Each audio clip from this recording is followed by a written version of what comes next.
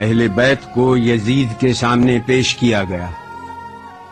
یہی وہ مقام ہے جہاں جناب زینب نے خطبہ ارشاد فرمایا تھا۔ یزید سے اہل بیت کا تعارف کروایا گیا۔ اس نے پوچھا، یہ کنیزوں کے حلقے میں کون مغرور عورت بیٹھی ہے؟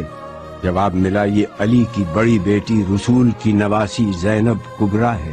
دربار والوں نے اٹھ کر دیکھنا شروع کیا تو کنیزوں میں سے ایک کنیز نے کہا کہ تم لوگوں کو شرم نہیں آتی؟ اپنی گردنیں نیچی کرو۔ زبیر ابن قیس نے یزید کے سامنے سر حسین پیش کیا اور کہا کہ امیر مبارک ہو، قیدی آ گئے، محمد کا نواسہ قتل کر دیا گیا۔ اس کے بعد شہداء کے سر پیش کیے گئے۔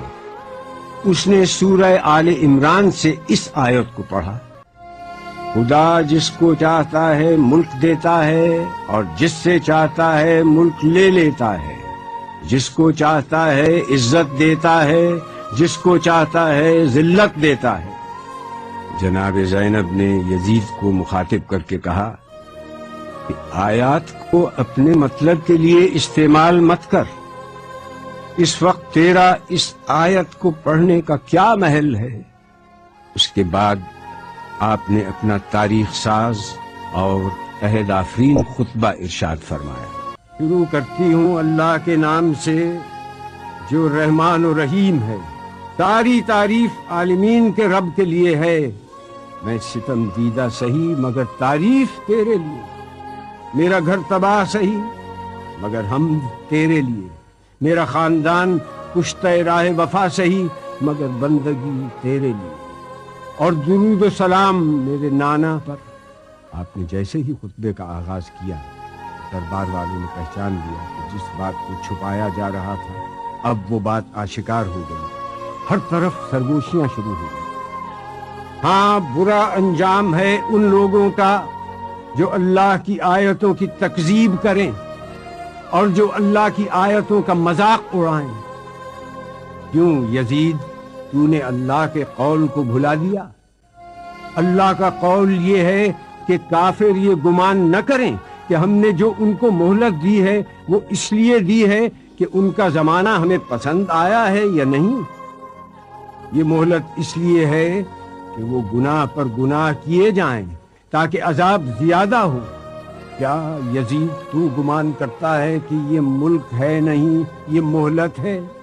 کیا تو یہ سمجھتا ہے کہ تیری یہ حکومت ہے، تیرا اقتدار ہے اور ہمارے لیے کوئی راہ نہیں، اور تو نے ہم کو در بدر پھرا کر اپنے جبروت کا اعلان کیا؟ یہ غلط ہے۔ ہاں یزید، ایسا ہوا کہ ہم شہر بشہر پھرائے گئے، ہم کو لوگوں نے دیکھا کہ ہمارے سروں پر چادریں نہیں تھیں، یہ سچ ہے، مگر تم سے اور کیا توقع ہوتی جس کا گوشت پوست اگا ہے شہیدوں کے لہو کو پی کر؟ اور تو کیوں جلدی نہ کرتا ہماری شہادت پر؟ کیونکہ تیری نگاہ بغض، نگاہ عداوت ہمارے گھرانے پر لگی ہوئی تھی۔ کس کا لشکر کمزور ہے یہ تو جان لے گا۔ میں دیکھ رہی ہوں کہ تو میرے خطبے کو روکنا چاہتا ہے، تو کسی اور کام میں مصروف ہے۔ ہاں، اب جتنی تجھ میں ہمت ہے ستم اور کر لے۔ یزید، تو ہم کو ڈراتا ہے؟ اس کی قسم جس نے ہمارے گھرانے میں نبوت دی، اس کی قسم جس نے ہم کو کتاب سے سرفراز کیا، تو ہمارے مقصد کو پا نہ سکا، اب تو ہمارے ذکر کو قیامت تک نہ مٹا سکے گا۔ تو یہ نہ بتلا سکے گا کہ آل محمد کس غرض کے لیے قربانی دے رہے تھے۔ اب تیری رائے میں فتور آ چکا ہے، تیرے دن گنتی کے رہ گئے، اب تیرا مجمع منتشر ہونے والا ہے۔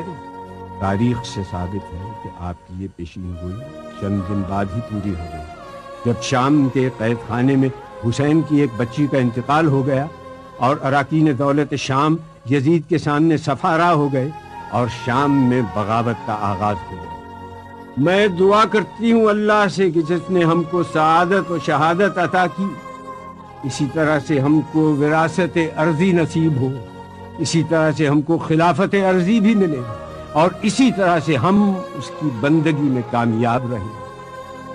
جناب زینب کا خطبہ اس آیت پر ختم ہوا جس کی ابتدا میں تلاوت کی گئی، جس کا ترجمہ ہے کہ اللہ ہی ہمارے لیے کافی ہے، وہی ہمارا سہارا ہے۔ سلام ہو خدا کے عالم جہاں